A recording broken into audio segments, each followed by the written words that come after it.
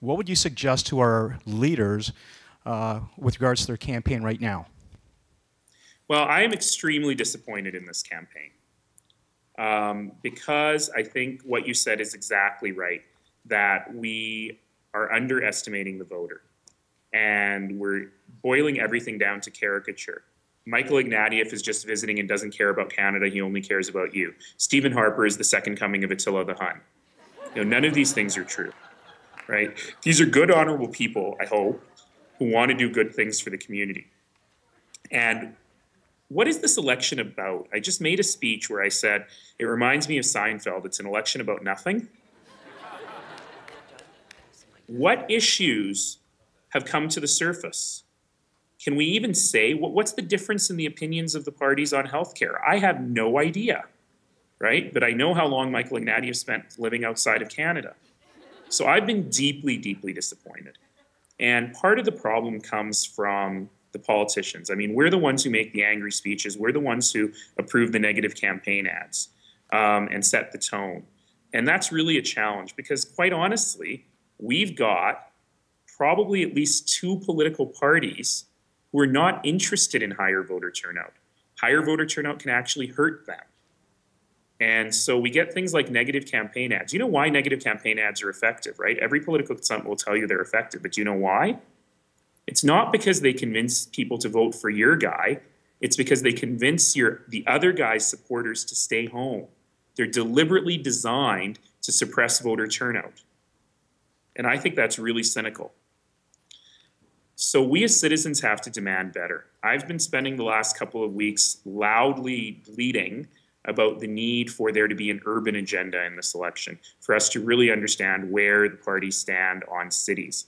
And I think what we really need to do is we need to have citizens do the same and use online tools and go to the forums and demand a higher level of debate, discussion, and discourse from our political parties. And it is only because voters demand it that people will listen. And that's the key. And there are tactics, right? For example, we need to encourage university students to vote on campus so that those numbers in the advanced polls on campus are very high so that the parties understand that university students are voting and there's someone that needs to be listened to. So a bunch of tactics like that. But we as citizens have to demand the kind of discussion that we as citizens need.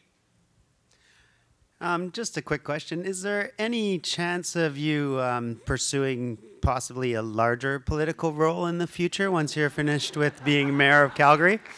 I don't know. I'm pretty large already, really. But no, thank you for asking. There's a reason. One of the reasons that I am so happy where I am is precisely because there's no political parties in municipal politics in Alberta, and I get to say really controversial things and be my own guy, which is great. And I love cities. So, so far so good. I'm only 6 months into the job, but I appreciate your asking. Quick question. Very impressive use of media throughout your whole campaign. The way you hyper engaged, whether you how you contacted them and maintained them. I'm just wondering, to what extent are you still using that now that you are mayor, and the role that it plays in the information highway in terms of Calgarians? All the time. One of my philosophies really was, as I said, to run a campaign the way I want to govern. So I'll give you an example. Last week, we made a significant change to our transit system in Calgary. We stopped charging for parking at our C-train stations to encourage people to drive to the station and then take the train. And this was a change that I had long championed. It was the right thing to do. But we did a lousy job of implementing it. And there was mass confusion. The signage was poor, things like that. And so I sent out a simple Facebook message and a tweet just after the morning rush hour, and all it said was, today was the first day of the new system. How did your commute go? How can we do a better job? And I got hundreds of responses from citizens. And, some people said, well, it didn't work, and this is what you should do to fix it. And some people said it worked great. Most people said it worked great.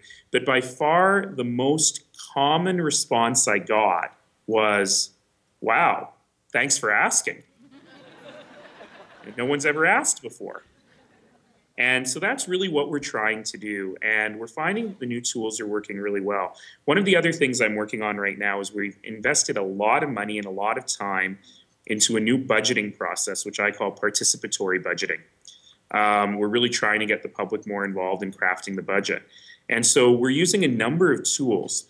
And in fact, we had a reporter, I should say, write a column saying that this process isn't working very well because nobody is going to the open houses. And it's true, nobody's going to the open houses. We get 25 or 30 people and we're thrilled at one of these open houses that we're doing all over the city. But are people ever connecting online? We have a tool called an ideas marketplace where you get to vote between two ideas. Which one do you like better? We've had it up for a week and a half. We've already received 65,000 votes. By contrast, New York City used the same tool a few years ago. New York City, big city, huh? Over 6 months, they got 50,000 votes. We got 1/3 more than that in a week. So people are really, really starting to engage much, much more in these online communities. And that's something we're working hard on staying in front of.